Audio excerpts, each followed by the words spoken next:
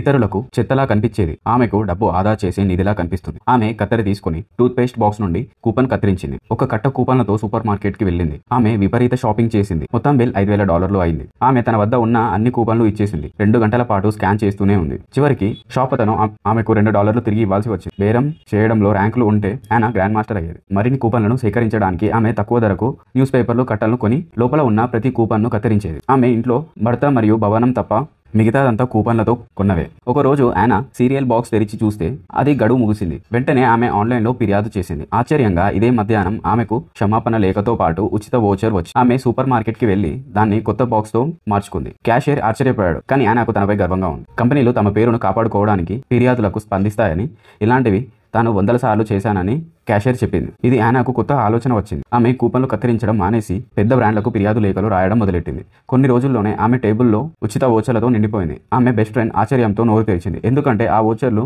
Redeem చేస్తే అవి $1,000 విలువ చేస్తాయి. యానా అవన్నీ తాను ఉపయోగించలేనని, సగం ధరకు అమ్మితే భారీ లాభం వస్తుందని చెప్పింది. ఆమె ఫ్రెండ్ ఇప్పటికే లైవ్ స్ట్రీమ్ సెల్లర్ కాబట్టి ఈ వోచర్లు అమ్మడం సులభమని భావించింది. అయితే రోజంతా ఫిర్యాదులు రావడం అలసిపోయే పని కాబట్టి వారు కూపన్లు మూలాలను లక్ష్యంగా చేసుకున్నారు. కూపన్ల ముద్రించే ఫ్యాక్టరీకి వెళ్లారు. వాళ్ళు మెక్సికోకి వెళ్లి అక్కడ ఎవరితోనైనా ఒప్పందం కుదుర్చుకోవాలని అనుకున్నారు. కొంత తిరిగి వాళ్ళు మార్క్ అనే వ్యక్తిని కనుగొన్నారు. ఆయన ఆన్లైన్లో అమ్మడం అద్భుతమని మార్క్తో చెప్పింది. మార్క్ వెంటనే ఒప్పుకున్నాడు. వారి కంపెనీకి రోజు అదనపు కూపన్లు ముద్రిస్తానని, వాడనివి సాధారణంగా నాశనం చేస్తారని, 1000 కూపన్లు తప్పిపోయినా ఎవరూ పట్టించుకోరని చెప్పాడు. వాటిని యానాకు పంపడం తనకు సులభమని చెప్పాడు. త్వరలోనే యానాకు రోజు కూపన్లు బాక్సులు వస్తున్నాయి. ఒక్కరే అమ్మలేకపోవడం వారు సగం ధరకు వోచర్ వెబ్సైట్ ప్రారంభించారు. ఆమె ఫ్రెండ్ ఆన్లైన్లో సెల్లింగ్ క్వీన్ అయింది. వ్యాపారం బాగా సాగింది. ప్రతి రాత్రి వారు ఆర్డర్లు ప్యాక్ చేసి కస్టమర్లకు పంపేవారు. దేశవ్యాప్తంగా షాపర్లు 1 పైసా ఖర్చు చేయకుండా షాపింగ్ చేయడం మొదలెట్టారు. ఇలా వారి సంపద మార్గం అధికారంగా ప్రారంభమైంది.